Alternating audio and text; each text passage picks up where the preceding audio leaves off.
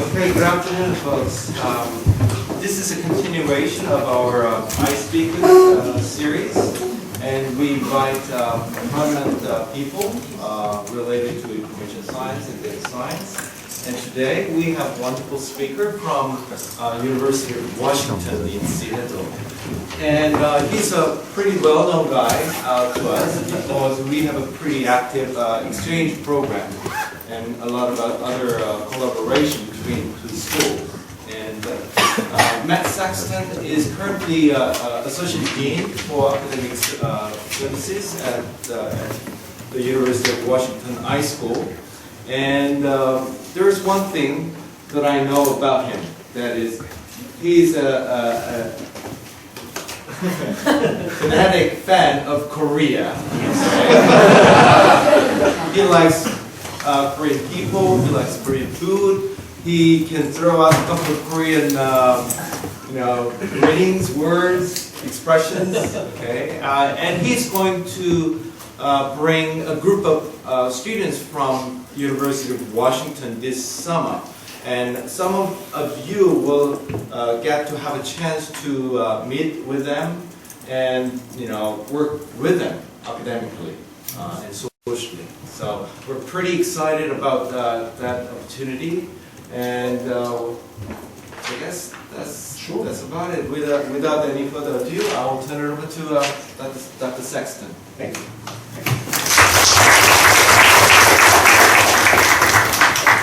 Thank you. 안녕하세요. 저는 삭스턴 나주 부학장입니다. I will have to speak in English now for the rest of the lecture. Thank you so much. It is a joy to be here at Sungkyunkwan.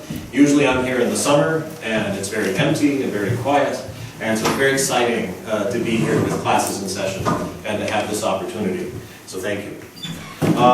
Today I'm going to talk a little bit about an area that is intriguing me more and more recently, the study of urban informatics and digital storytelling.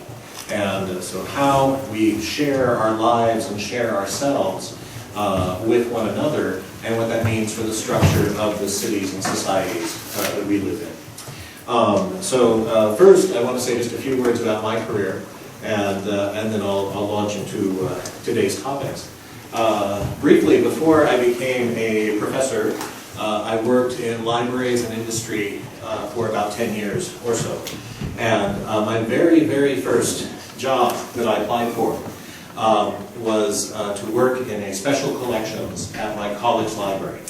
And I went for the interview, and I got the worst letter back. And it said, "Dear Mr. Saxton, I have decided to hire 2 people. However, I am not going to hire you." That was a terrible letter, and so at that point I thought I would never ever work in a library ever again. And however, every other job I applied for, I got. So I have a long career working in libraries. One interesting note: data conversion project in 1991. I bring this up because it was a very unique time in history when we were shifting from print records to digital records in all aspects of business and all aspects of government. And for 6 months, I literally took paper files and wrote down pieces of information on a data entry sheet, and then took the data entry sheet and entered it into a system. 6 months of my life typing things that were in print into an online system. And this was for the retirement department of the Los Angeles Department of Water and Power. And there were many people my age at that time doing the same thing all throughout the world. So my interest in information and in data goes right back to the very beginnings. I worked as a research archivist for the Wiesenthal Center in Los Angeles. This was a special research library that particularly studied some very dark topics: genocide, racism, hate crimes, all throughout the world. But it was in Los Angeles, and it was very glamorous, so I met many movie stars. I met Steven Spielberg when he was doing Schindler's List, and I got to shake hands with Arnold Schwarzenegger, because he was a donor, and Whoopi Goldberg and Candice Bergen. So lots of movie stars. Very, very exciting time to work there. And then I worked as a librarian at a public library while I was finishing my dissertation. and eventually became the head of a community college library. That's a 2-year school. So I had a very rich career as a librarian before being invited to join the faculty at the Information School of the University of Washington. And that was something very special. I was the 10th faculty member hired. We now have about 50 faculty. And the dean said, Matt, would you please be the associate dean, because you actually understand how to run things. You understand budgets and hiring people, management skills, and how to plan. And that's something that not every scholar gets a chance to do. So I really value my career as a librarian before becoming a full-time academic. So I've now been at the Information School of the University of Washington for about 16 years, and I arrived the year that Professor O left. I think he left 1 year before I did.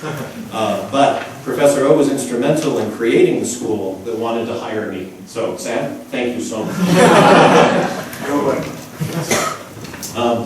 The Information School at the University of Washington strives to be very central to the Information School movement. And so I just wanted to say that this year we finally topped about 1,000 students in 6-degree programs. So it's a fairly sizable school, very high employment rates. Graduates are finding work, at least 90%. About 90 to 95% of the students finding full-time professional work.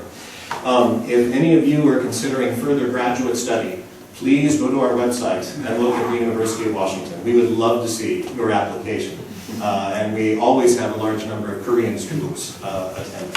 So including doctoral studies or any of our professional programs. And this year we are just launching the Masters of Science in Data Science. And so that's a new degree program coming. The Information School at the University of Washington has a very interdisciplinary faculty. So the students come from library science, the faculty come from library science, information science, computer science, engineering, management, health sciences, law. I have 2 lawyers on the faculty, and many other disciplines, philosophy, biology, sociology. Truly, what unites the faculty is their interest in questions about people, information, and technology. And I want you to remember those 3, because it's important for the talk. Our school is about the intersection of people, information, and technology. All right, how many of you rode the subway or a bus today at some point? Subway or bus? That's it? How did everyone else get here? Walk? Okay, rode your bike? Okay. For those of you who rode the subway or took the bus, what do you do on the subway? You got it, right? Use your smartphone. Oh, I'm so sorry, I almost forgot. I'm ahead of myself. To put ourselves in the proper mind frame, I want us to think creatively, and I have an optical illusion to share with you. And so in a minute, I'm going to show you a picture, and I want you to count how many blue squares. Okay? This is not a trick question. Everyone knows what a square was? Okay, everyone knows what a square is. Okay. So I'm going to show you a picture for about 2 seconds. I want you to count the number of blue squares.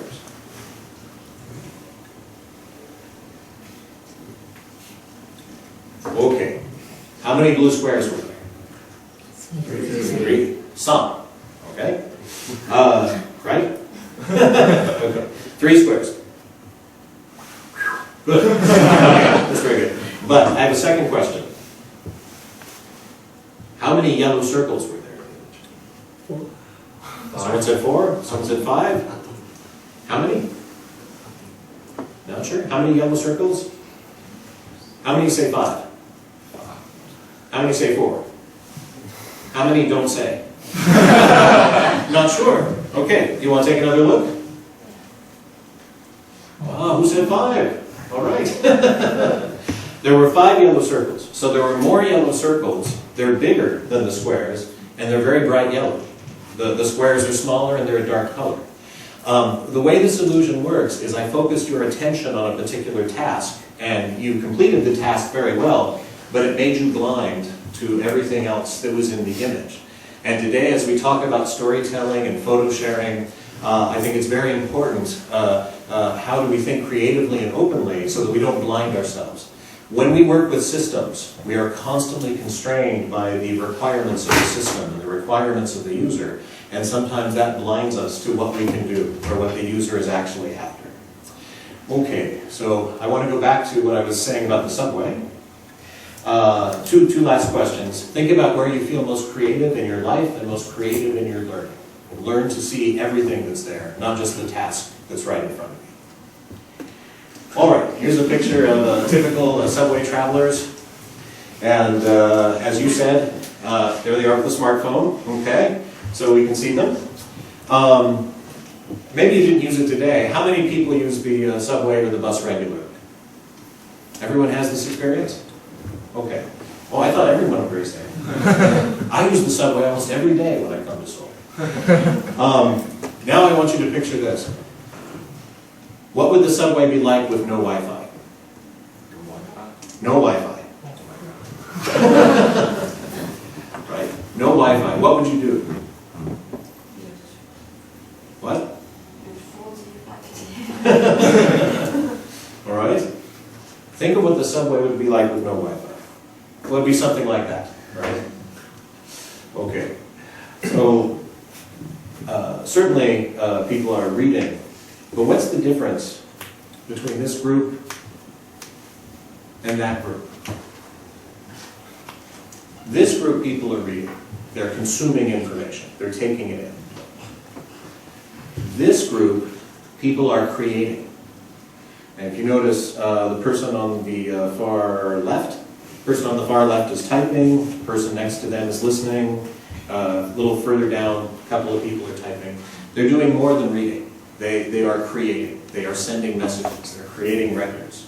So here, to kill the time, people are reading. It's a very important information activity, but here they are creating. Well, except for the one guy. Everyone notice the one guy on the far right? That's the yellow circle, right? That's you all saw the people using their phone, but what about the person on the far right? That's the yellow circle. This study of ubiquitous connected networks in the modern urban structure is about people who carry their networks of creativity and their networks of social connections with them as they move through the city. So I think of it as two layers. As we move through the subway or walk down the street or take the train or take a bus, we carry with us a very live connection to our friends, to our colleagues, and we are enjoying with them in constantly creating new information content. And the term I'm going to bring forward was coined by Amelia Acker, called Born Networked Records. So the idea that a text message or an email is not something you can create unless you're connected. The reason for creating it is because you're connected, and that born network record emerges as a result of the network. And this has some profound implications for the future of city, the future of society that we'll talk about. Okay, so there's Metro without Wi-Fi. The first scholar I'm going to talk about is Marcus Falk from the Queensland University of Technology. And he runs the Urban Informatics Research Lab at Queensland University. And he describes urban informatics as this study of the seamless transition between the visible and invisible infrastructure of cities. So by visible, he means roads, highways, trains, building complexes. What's a building complex? Like the Coex Mall. It's a building complex. Okay? Building complexes. And we can include the hardware side of our information communication technology, so cables. When I was working at Anaheim Public Library, the internet came into everyone's life, and I had to pull cable through a very dingy, dirty basement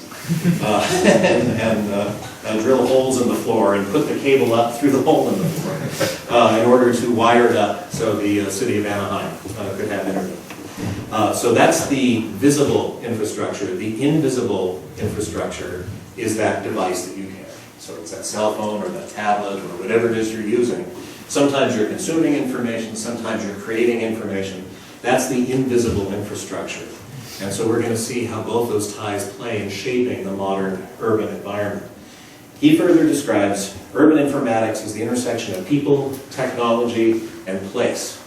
So what did he forget? What did he leave out? What were the three I told you at the beginning? People, information. That's right. He left out information. Why? Because he's a sociologist. He left out information.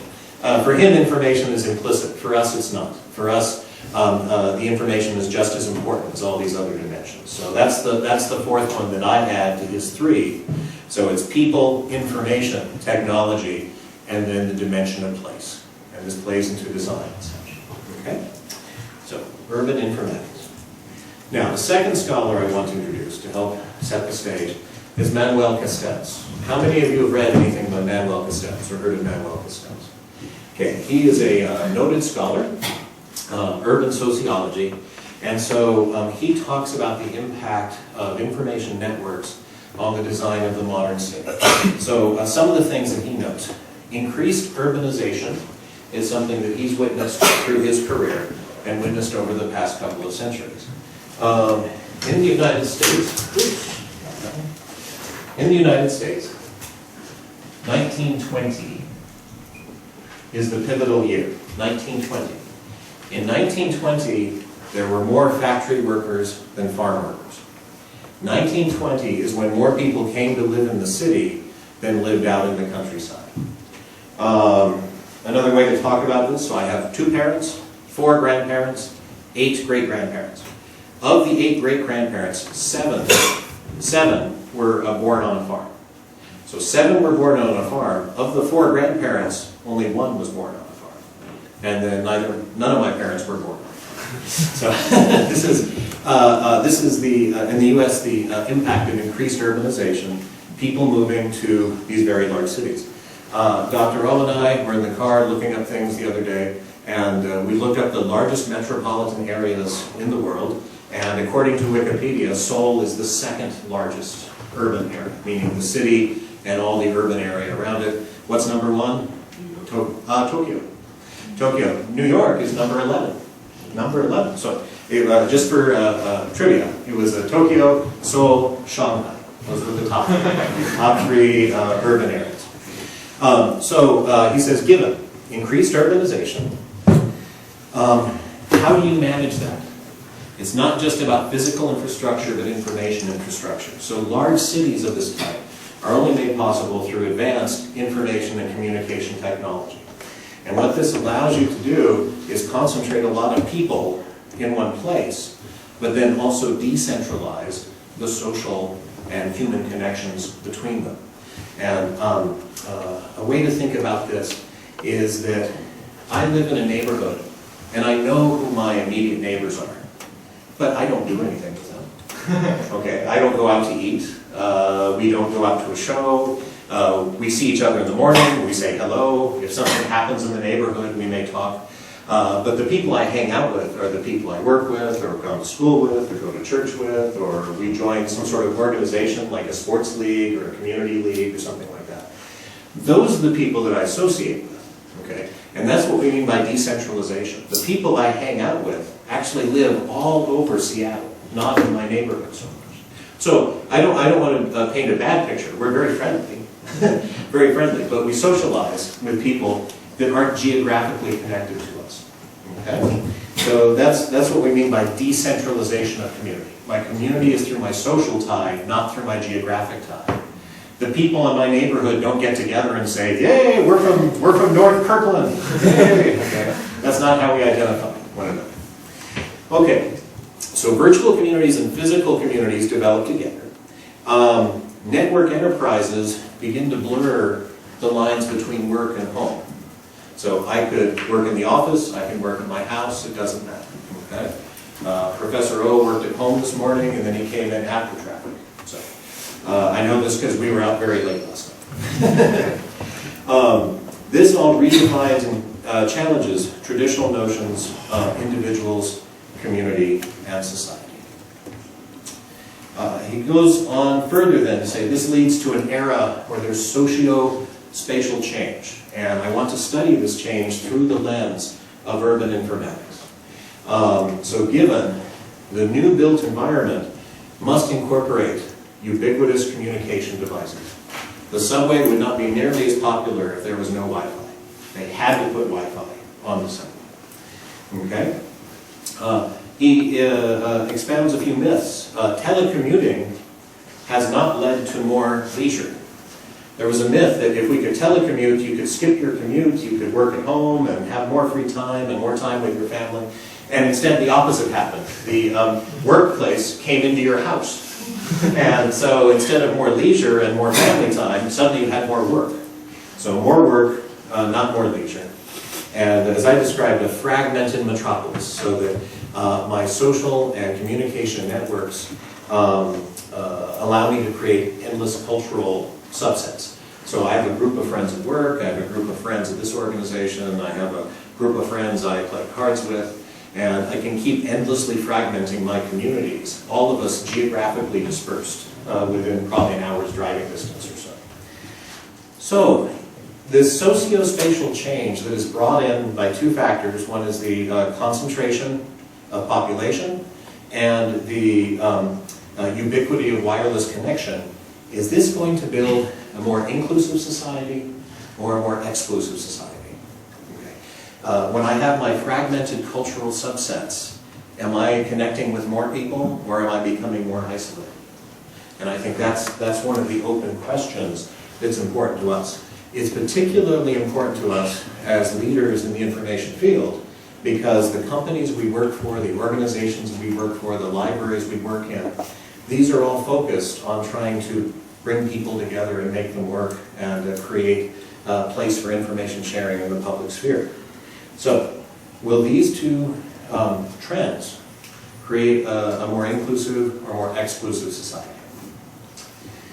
Well, let's look at one example from recent history in Korea. So, you're probably familiar with the candlelight vigils about food safety, specifically about healthy beef. It was a big concern. And this was one way that we could use social media to connect a huge segment of the population that, one, it never had kind of a common voice before, and it was all very decentralized. Okay? So in one way, this is an example of this technology bringing in, being more inclusive and being able to bring people together and empower them in the public civic sphere in a way that had not been seen before. Okay? So I think it's a very telling example. And you can contrast this with later types of protests or later types of dissent. For example, so I know it's a very sad subject, but the protest about the Subal ferry sinking was organized much more traditional lines. I think it became that many unions were involved. It became a workplace safety type of situation. And that's a very different way to organize a protest than the candlelight vigils, which were more spontaneous and reflected bringing different segments of the people together. Okay. So I want to segue now from the macro level, from the city, to the much more personal, and thinking about modern storytelling behavior, which we do through our texts and our tweets, through our blogs, and most frequently through our photographs. And so picture sharing and photo sharing. Here's a sampling of photos, which I've used to try and capture my experiences here in Korea. Now the one in the upper left, that tells a very important story. I sent that to my dean, and the story was, see, I'm working. I'm hard at work. Likewise, in the lower right, see, I'm connecting with important Korean companies. Okay? So these are some of the stories that we're telling. But you can imagine, each of these pictures talks about having learning, talks about working. Here we have in the lower right a large group photo. So we have the Down staff and we have the UW students, and all excited. We did a workshop for the, I don't even know if it's still around. It was a Android launcher, a thing called Buzz Launcher. Is anyone familiar with that? Did that product come and go? Okay. We did some beta testing on that. Each of these tells elements of a story that we're going to pick apart. Before I do that, Dr. Joseph James is a colleague at the University of Washington High School. He has a podcast series called Documents That Change the World. And I highly recommend this series to you. You can link to it from the UW High School homepage. And I think he has about 30 or 35 now where he highlights particular documents from all over the world. So European cultures, Asian cultures, American cultures, talks about the impact of that. But he gave a speech where he called it "Information Makes Us Human." And he points to this, the hand painting from the SKKU.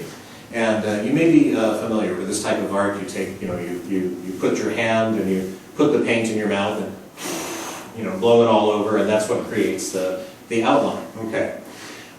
He says there's something very, very intrinsic to human nature about this. This is the first selfie, he says. It's the first indication, I was here, is what that hand is saying, according to Joe James. So with our storytelling, that's one of the things we're trying to get across. I was here, as well as the importance of being here. So a few words on digital photography. Hjorth wrote her article, Snapshots of Almost Contact, uses the term prosumer. You remember the people on the subway were creators. I was talking to a library director, and he says he hates the term user. You familiar with the term user? In the US, one of the problems we have is the term user could refer to a system user or a drug user.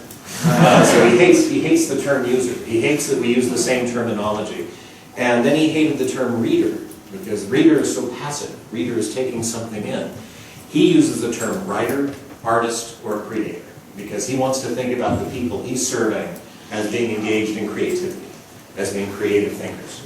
So this term prosumer, with digital photography, we are both the producers and the consumers. In fact, some pictures we only take for ourselves, right? Reminders, you take a picture of something you see in the store that you want to buy, you take a picture of a whiteboard, you take a picture of a book title. These are just reminders to ourselves. So Hjorth argued that digital photography was not just a new technology applied to the same practice, that it was actually a new form of storytelling. One, it was cheap, and it was easy to share, and it would lead to a huge explosion of creativity. And almost everyone eventually becomes a photographer. And this thereby will extend our current social rituals into a new sphere.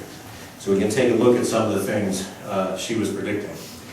Nancy Van House, another great writer in this field, identified 3 specific functions that were emerging through digital photography that would become more pronounced than with traditional film photography. And so one is the establishing identity.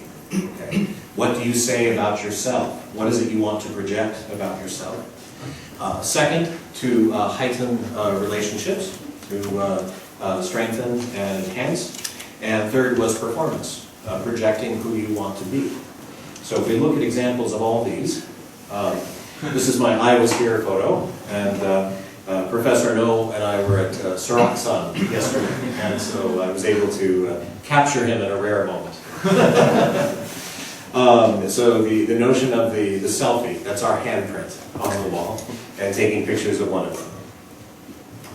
But moving on to relationships, the construction of metaphoric families. So just as I don't live in geographic neighborhoods, I have strong family feelings for the people I spend time with.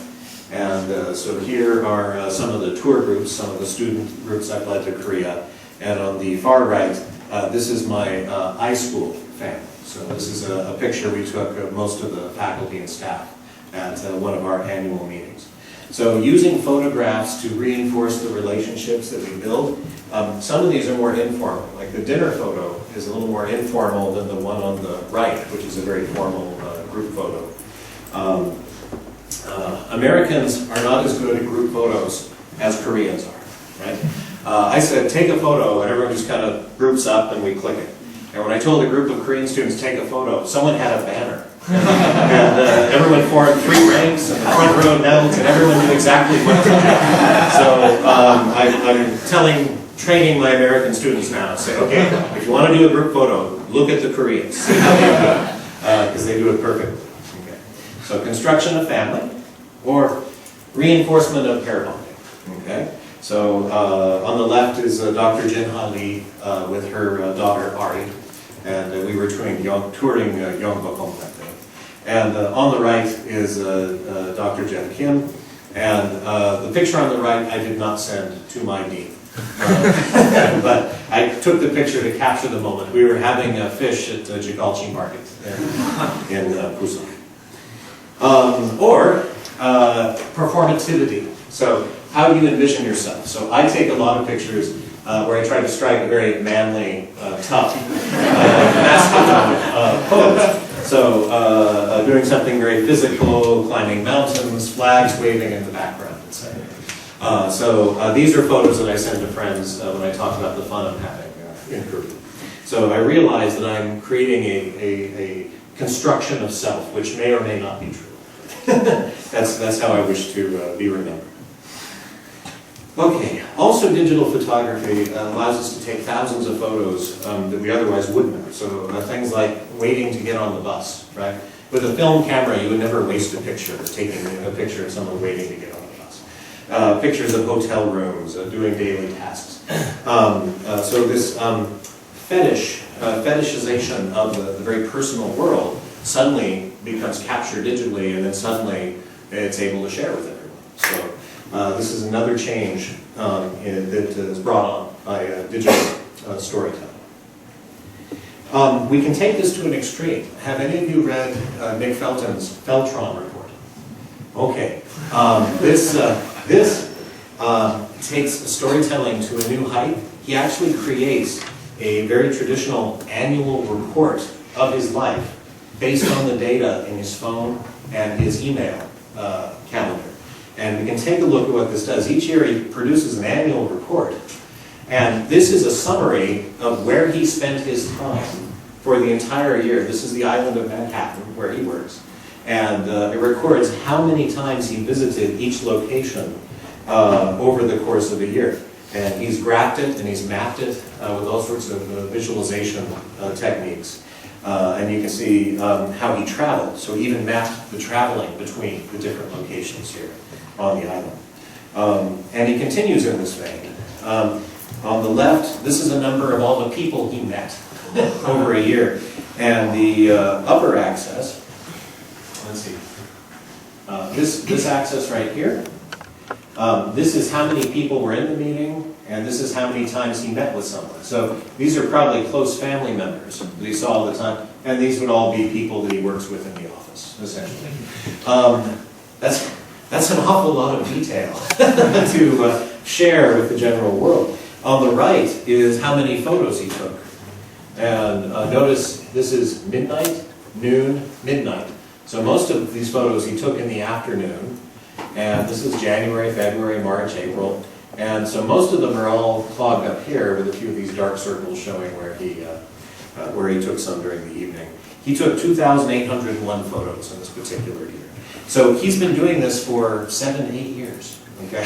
Making an annual report, publishing it on the web, telling everybody in the world how he's spending his time and his energy in this activity. So let's put me at one end of the spectrum, clicking a little picture on top of the mountain, waving hi, and then I text that out to everyone. That's one extreme. And here's Nick Feltron all the way at the other extreme. Every second of his life almost mapped out. But what Nick is doing is gathering and generating this data automatically. And then at the end of the year, he can simply run the reports to put these things together. Okay? Both two very intentional efforts. What type of story is he telling through this data? Think of the story I'm telling with my photo. What type of story is he telling with this data that he's throwing together? Okay, the last scholar I'm going to introduce, Jazz Choi. Dr. Jazz Choi is another member of the Urban Informatics Research Group at Queensland University. And she first became interested in studying the city as a network, as human and non-human nodes. And lately, she's become more interested in food production, and where that comes from, and local food movements. So understanding the urban environment and how food fits into it.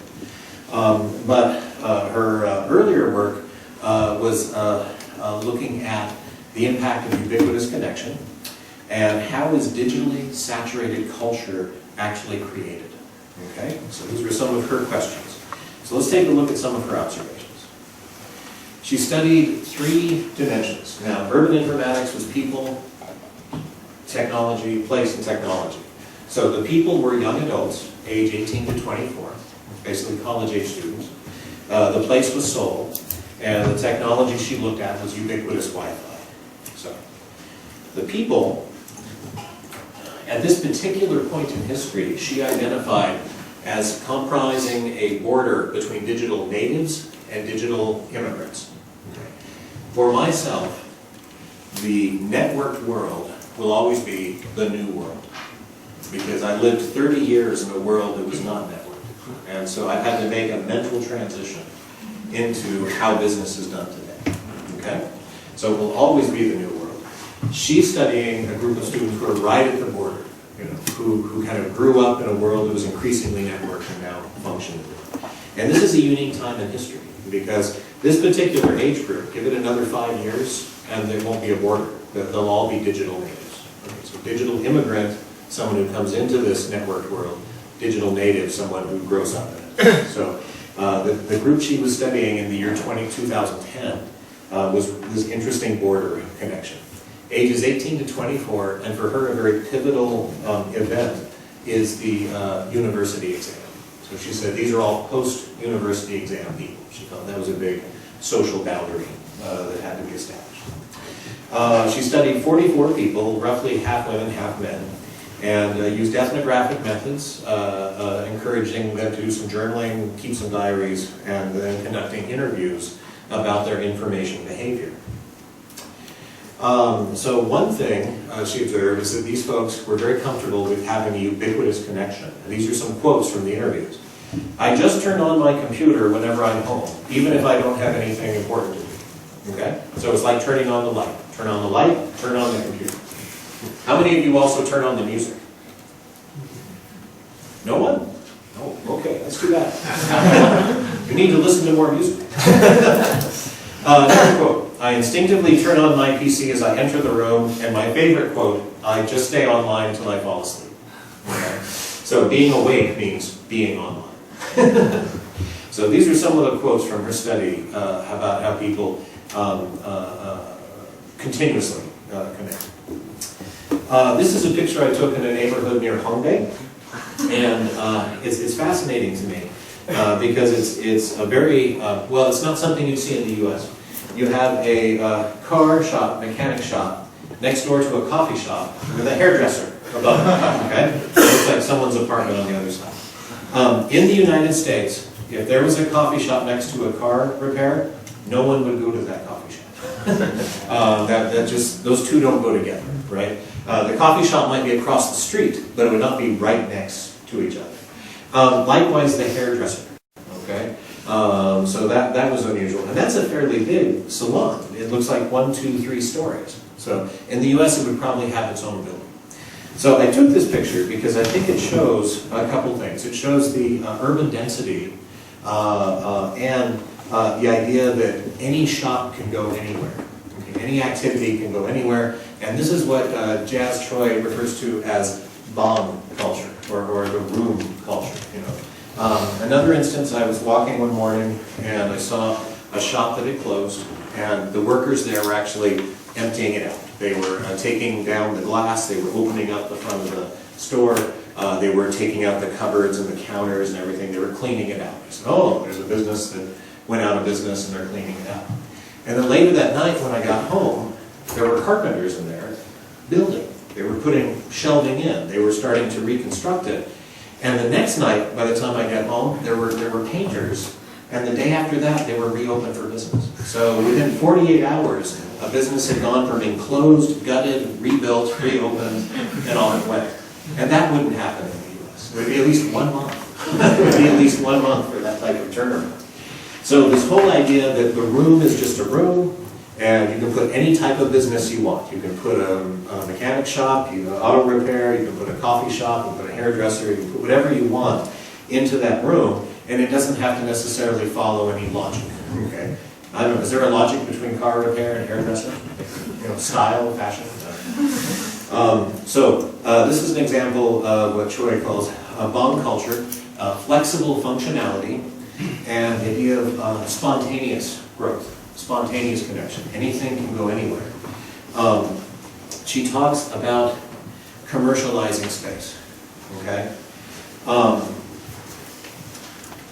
Most of the time, and my students find this, when we need to connect to Wi-Fi, it's hard to find a place to hang out that you don't have to pay for. Right? So you go to Starbucks and you buy coffee so you can use the Wi-Fi. Okay? We call this table rent. Okay? You buy the coffee so that you have a right to sit at the table and do things. Okay? Table rent. So whether it's a coffee shop or whether you go to a PC bong and you pay so much for that, wherever you go, is there a space to hang out where you can have continuous Wi-Fi and you can stay there for 2 or 3 hours that you wouldn't have to pay for? Public library? Possibly? University library? Well, you pay a lot for university. This idea of commercialized space is where the information flows are occurring.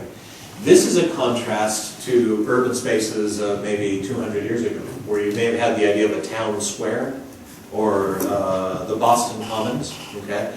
The idea that cities used to have many more public spaces for exchange, for information exchange, many more public spaces. And Castells is concerned that that may not be common in the city of the future, that space is commercialized, and so the ability to sit, create information, and consume information always includes some kind of price tag to somebody because the density of the space is so valuable. It's like that store that turned over in 48 hours. You know, that square footage is valuable here in the city of Seoul. It should be making money every minute of the day. That's kind of the underlying philosophy of that sort of quick turnaround. So bomb culture, flexible, spontaneous, commercialized, is what Choi would characterize it as. She talks about trans youth in the city of Seoul as spontaneously meeting up, and most of that arranged through social media, through virtual connectivity. So she mentions destinations and the vibrancy of being able to just call 10 friends from all around the city and be able to come together. This is one of the things that my students in Seattle love the most about the city. Because in Seattle, there's no subway, it's a car culture, and people live 20, 30 minutes any direction, and it's very difficult to just come together. Okay? But Seoul has figured that out. They know how to make that work. So she describes that in part, in companionship with bomb culture, is the idea that you can pop up in any type of hangout space and meet other people. And sometimes they're your friends, and sometimes they're friends of friends. So this is getting back to that question of more exclusive, more inclusive. Does this environment create the opportunity to create larger groups of friends and acquaintances than otherwise would happen? But in her data, she found that there were some habits that came to be formed, and she felt that the activity of the trans youth was actually somewhat ritualized and limited. And this quote, it's always the pool hall, then Nuri Bong, then PC Bong, then the hop. Kind of this ritual activity where there's lots of movement, but you fall into a rut, so to speak. You fall into a rut. So this is one of her informants was taught. Okay, another thing she talks about is the use of screens. And in the city of Seoul, there's some amazing screens. This is from the Galleria department store in Apgujeong. People have seen this? Okay. So you have this very large inset screen, but then the whole wall lights up, and you can have all sorts of images and things. And Choi talks about this is one of those intersections where the media and the physical structure come together, and it gives you a window. That giant screen is a window into another world. One of the first things you notice as an American coming to Seoul, you get in the taxi cab, and you're driving from Incheon to the city, and the taxi driver is watching TV. And as an American, that's terrifying. The first time you see that, you think, oh my gosh. We have laws against using your cell phone in the car, because we say the cell phone is too distracting. Okay? If you get in an accident, and they can prove you were using your cell phone at the time, you go to jail. Right? It's a serious law. in most states in the US. So picture a TV actually in the car. But we went to Saxton, and Professor Oh and I enjoyed a fine Korean drama the morning that we were driving out. And I could get some of the words. So that TV in your room is a window into another reality. Okay? And so she talks about a blurring of sensorial boundaries. So here you are in Apujong, here you are, and there's this giant screen showing you another world, and it kind of blurs the physical structure with the virtual structure. Blurring of sensorial boundaries. And this alters your concept of what the space actually is. So in exteriors, these can be billboards and walls and surfaces, but in interiors, think about how many lobbies have tons of screens, and of course the subway has 1,000 screens whenever you go down there. And then to the very personal, the TV in your car and the cell phone in your hand, where you can also watch Korean drama, or you can watch the fascinating Go tournament that's been going on between the computer and the how many play Go? No one? Oh, gosh. All right. So, this is another part of this environment that Choi is talking about. So the process she noticed is that you begin at the top with some sort of performative expression. Remember the pictures of me climbing the mountain or using the exercise equipment, or the group photos, out with friends at the marketplace eating fish. Some performative expression which gets shared out via social media, and then people comment on that. So it starts with texting. People can like it, or they can actually send you a message saying how much you appreciate it. So mobile texting, which then usually leads to some sort of synchronous interaction, either chatting or actual phone calls to schedule the next meetup. And often this happens on the subway itself, right? So you're planning the next meeting while you're heading someplace, which leads to a face-to-face meeting in a crowded hangout or a bong. And while you're there, you take more pictures. And then you post those pictures and you tell more stories. You're reinforcing your social bonds, you are constructing identity, and you are sharing an expression of some performance of some kind, some sort of act. And then the whole cycle begins again. Okay. So, does this lead to more inclusive or exclusive society? Do you get a wider circle of friends, or do you get very cliquish and very tight? Potential is there for both. So here's the text of what I just described, so I spelled it out here. So lastly, last summer, we started to delve into this photo sharing activity. And I took a group of US students and a group of Korean students, and we looked at the last 100 photos that each student shared. So they either texted it, or posted it on Facebook, or isn't there an app, a Kakao Story? Does anyone use that? Is it good? No? Someone's shaking their head. Okay, so you shared it in some way. And we looked at what was the subject of the photo, what was the setting of the photo, and then who did you share it with? Was it friends, family, etc.? So we took a look. Oops. So this is the data. There were 24 students involved, 15 from the US, 9 from Korea, and they were fairly even men or women, because we also wanted to look at gender differences to see if there's anything there. And the numbers reflect the average. So out of the 100 photos, how many were pictures of myself, my family, other types of things? There were several similarities, but some differences. The US students were far more likely to take pictures of themselves, for whatever reason. Now, for the US students, I was very clear. Don't count the photos once you're in Korea, because that's different behavior. You're taking lots of pictures of the trip. So I say, count your 100 photos when you were back in Seattle, okay, before you came here. We found the US students were much more likely to take pictures of themselves, okay? I'm sorry, I shouldn't say take. We're more likely to share pictures of themselves. So a lot more selfies, a lot more party groups, etc. The US students were a lot more likely to take and share pictures of family. And this was kind of surprising, but what we later realized through discussion was that most of the US students are living away from their families. homes. When they go to college, they leave home and sometimes go to other states. So when you do have photos of family, you share them as a way to connect. Where we found many of the Korean students we talked to either lived with their family or near their family. So maybe there was less pressure or less concern. I see my family every day. Why do I need to share photos? That sort of thing. And then the other one, Korean students were much more likely to take pictures of food than American students. So one, it's probably because the food in Korea is much more interesting, much more complex. But these were kind of the two biggest differences.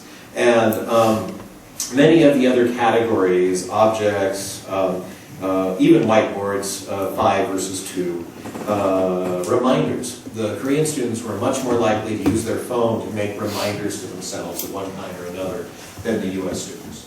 And so we might attribute that possibly that Korean students have lived with technology more deeply for longer and maybe more adept at using it for daily tasks than many of the US students. But these were some of the differences we found. And we could not really explain why the US students were more likely to take a picture of themselves other than the US culture is very individualistic and it emphasizes the individual. And so we thought maybe there might be some difference there. Instead of the group, the focus is the self rather than the group. But it was difficult for us to draw any firm conclusions. Gender differences were not that pronounced at all, with one exception. On average, men only took 2 pictures of their pet, and women took 7. So we could not explain that at all, other than maybe women cherish their pets more.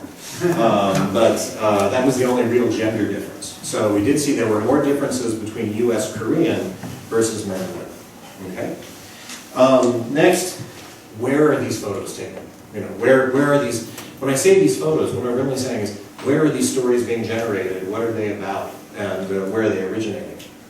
So when we look at location, we found that for the US students, the greatest number took place, they were more likely to take pictures in the home than the Korean students.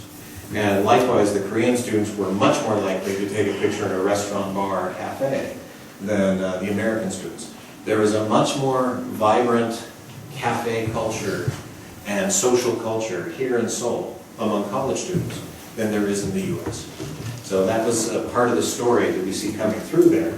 And I think that US students end up spending a lot more time in their home and taking pictures, meeting people at your house, as opposed to meeting people out and about in the neighborhood. Men and women, the only real difference we saw is that men were much more likely to take pictures outdoors and women than women. So 13 versus 5.7. Okay? All right, so this is our preliminary exploration into trying to understand what sorts of stories are people telling.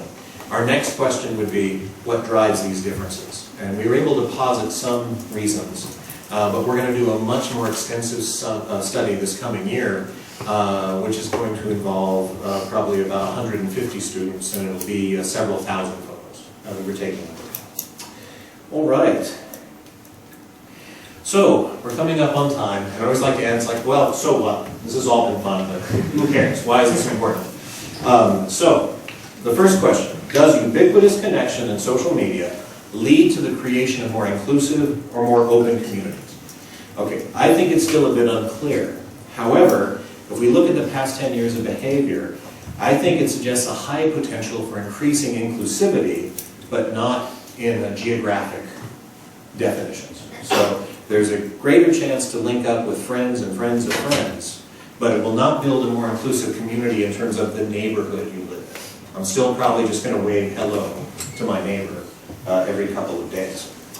I also believe that the trend of urbanization we've been witnessing for, in the US, the last 100 years, in Korea, probably the last 30, 40 years, that that continued trend is going to continue. 2/3 of the world is urbanized. It's probably going to come to 3/4 or 80%, because I don't think people in the past lived in rural farm villages because it was healthy and wholesome and it was quiet. They lived because that's where the work was. Okay? And even the promise of digital technology to allow you to work anywhere, oh, well, where do you want to work? I mean, where do you want to live? If you had a choice to live, don't you want to live in Seoul, where it's vibrant and exciting and there's all these things going on? So I think that there's this myth that, well, if I can live anywhere, I'm going to go live by the sea, or I'm going to go live in the desert, or I'm going to go live out in the countryside. No, I'm going to live where it's fun to live. Okay. So wherever is fun for you, I think that's going to lead to continuing concentration. And so the urbanized environments we see are going to become more concentrated, which means more heavy reliance on complex, sophisticated information and communication technology. How will ubiquitous connection and social media shape the future of urban spaces? Okay. Castells talks about flows, information flows, physical flows. And he identifies 3 specific types of flows in his book. Transportation hubs, so we think of Seoul Station and other types of transportation hubs. Libraries and museums as places of information flow. And what this means is that these types of institutions become much more focused on creative activity as opposed to consumption activity. So for information to flow, people come there to type, to write, to share, to post. Okay? And convention centers, public spaces that bring in lots of different people, so you get both the physical movement and the virtual connections all at once. Picture going to a conference with no Wi-Fi. It just wouldn't work. Wouldn't work. Lastly, the reconquest and the preservation of public space. We need to have spaces for cultural expression, cultural cultural archives, so the preservation of that cultural expression that's not commercialized. So whether that's a library or a public square or the notion of the commons, that has to go hand in hand with this increasingly concentrated urban environment if we're going to create the type of society that we want to see. So, with that, I'll leave it for questions. Thank you so much. Kamsahamnida.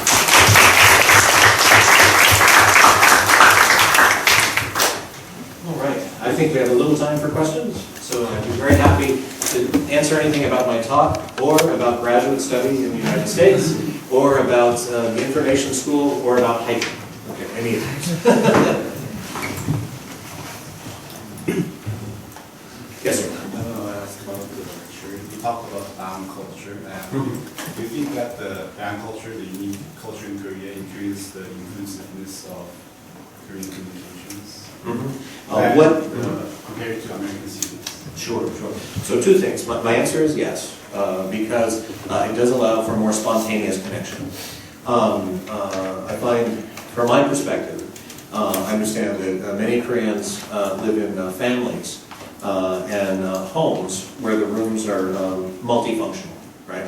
And so you do not have a lot of private space necessarily within the home. Is that correct? Is that okay? So when you go to hang out with friends, do you prefer to have your friends come meet you at your home and hang out there, or do you prefer to go out? Go out. Okay, of course, right. So if you're going to go out, you need a place to go out to. And so that's why I think that the Bong culture creates, even though it's commercializable, creates opportunity. Okay, creates opportunity to meet with other folks, similar interests, and that's part of building those social connections. So I think among U.S. students, it's quite common to say, hey, let's go hang out at my dorm, let's go hang out at my home. There's other spaces where you can go and hang out, but then it's usually more intimate. You have 1 or 2 friends. You can't have 10 friends, come to your home. Like you can go to Starbucks with 10 friends, right? And you can take a few tables and hang out and talk for a while. I think there's a term, I'm probably going to mispronounce. It's, I think it means sitting around. Chukshide? Chukside? Chuksida? No one knows? What is it? Chukchina? Chukchina. Is that good? Chukchina. And that means just sitting around. So you might be working, you might be typing, you may be... Is that right? Okay. Chukchina. Okay. That's what one of the things that my U.S. students love the most when they come to Korea. Chukchina. They love to meet other Korean college students and get to experience that. So it's not that common in the U.S. Thank you.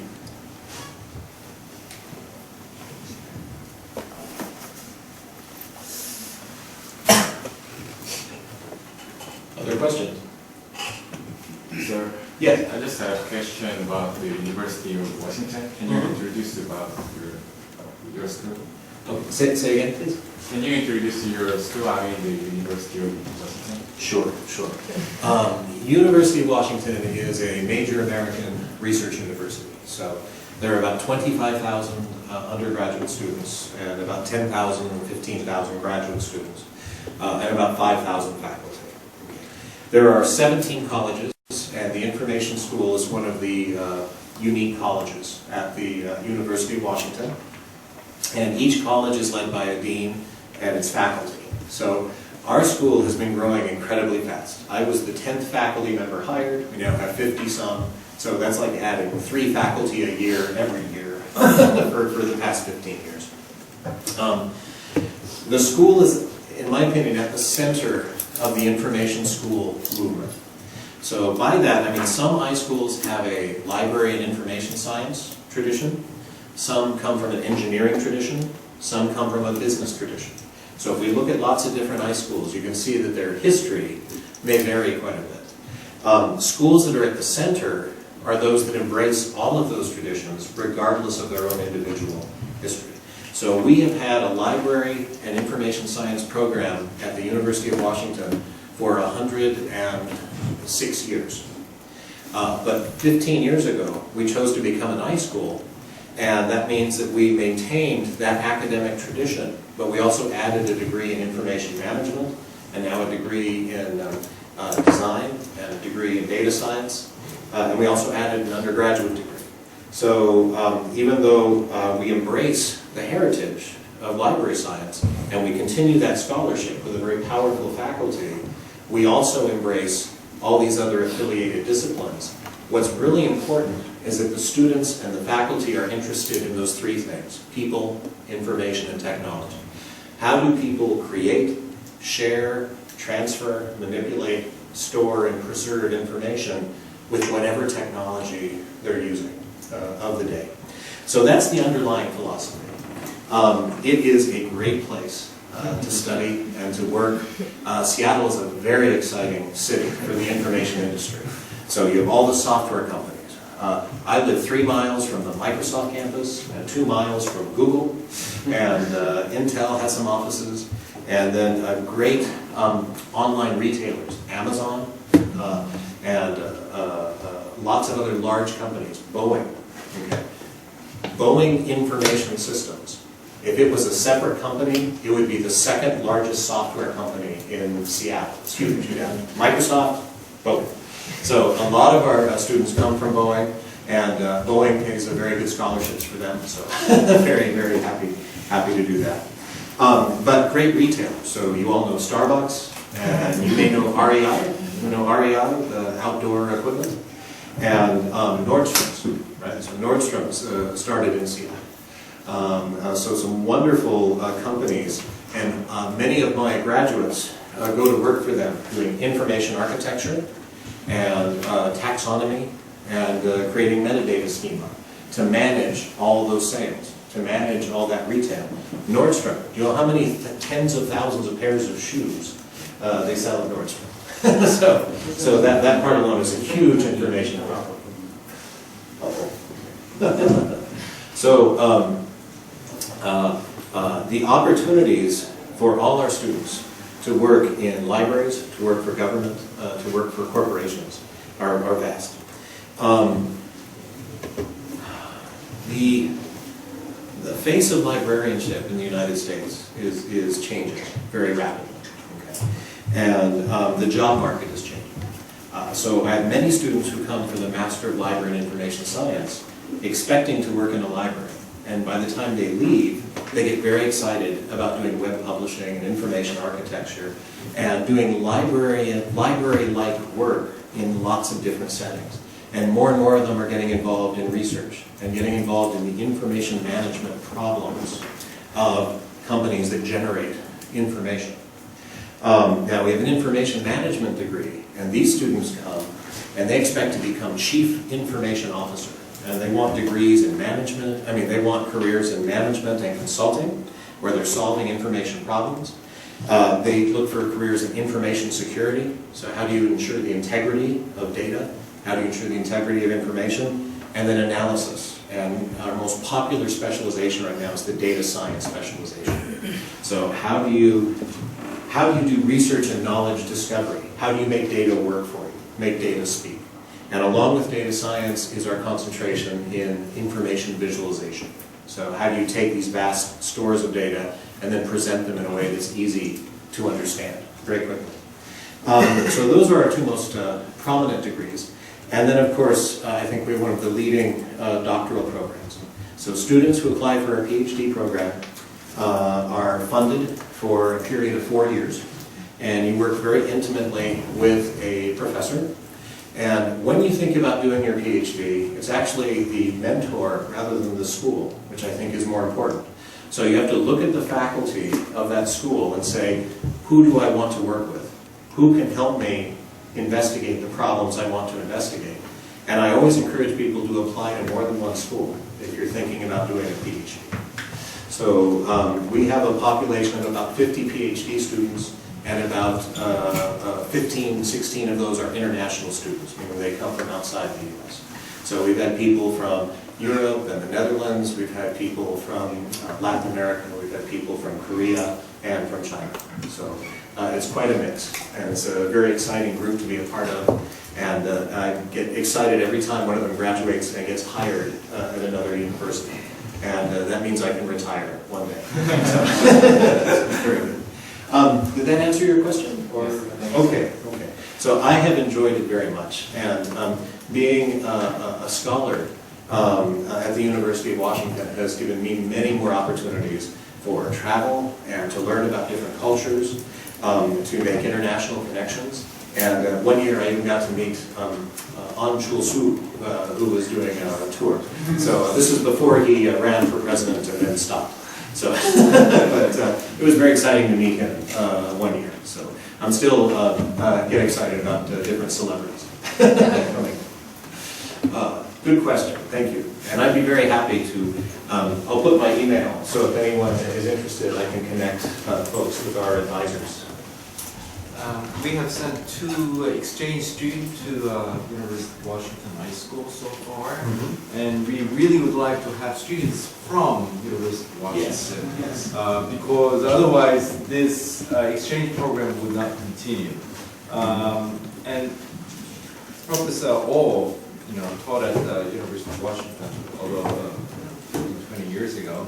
UW High School is one of, if not the most successful high school in the whole world, and we try to emulate what they have done. So there will be a group of students from the University of Washington during summer. 18. We are planning to do another round of global data science program in Seattle at the University of Washington campus in February. Okay, so students really enjoyed visiting that place. They had a fantastic experience. So please, there will be a lot of activities between 2 schools, and we'd like to welcome everyone who is interested. Okay, thank you. Thank you very much.